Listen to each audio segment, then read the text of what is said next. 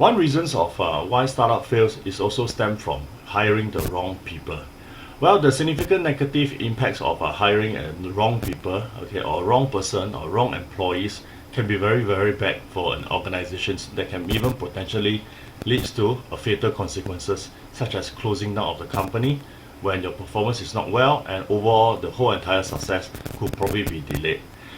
Employees who are not qualified or even not motivated should not be able, will not be able to produce the same level of work as employees who are supposed to be hired for.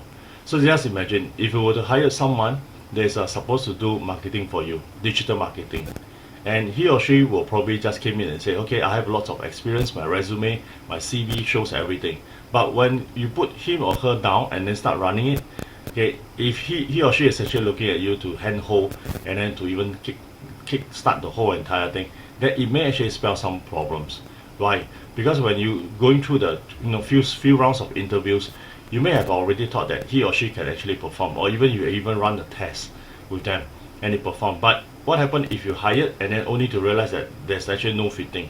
Do you wait for the whole entire probation months of 3 months, or maybe you can just have a direct talk, identify what is the expectations, and then from there you decide, hey, is this even what you want?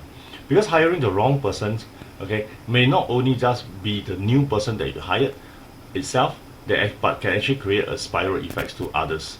What do I mean by spiral effects? It means that the other current existing employees may not be happy at all, because you may actually be shown as preferential to someone who cannot perform, but you're given them too much of a leeway, and that may result in unhappiness among other current employees also. So it is always important to understand that if you are hiring someone new, it is not just an impact to the company, but it is also impact to the existing employees also.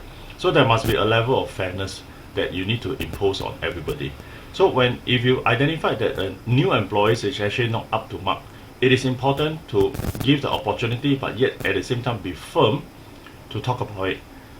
Talk to the employees, talk to the new employees, and identify that what are the areas of expectations that he or she is not meeting.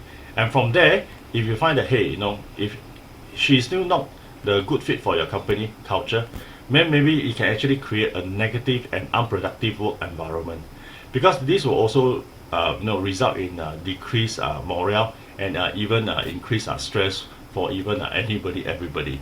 But take note, it is always important that give yourself some time to hire the right people, but don't rush into it, because rushing into hiring the so-called the right people may actually result in negative impacts to the existing employees also. Be open, be transparent, and let everybody know why are you doing this and what are you doing and what is your plan. So this will actually create a certain expectations, because down the road, certain of the managers who are going to be a second in commands or third in commands, they will be able to fit into the cultures or even create and uphold into the culture and the practices that you set it up for everybody.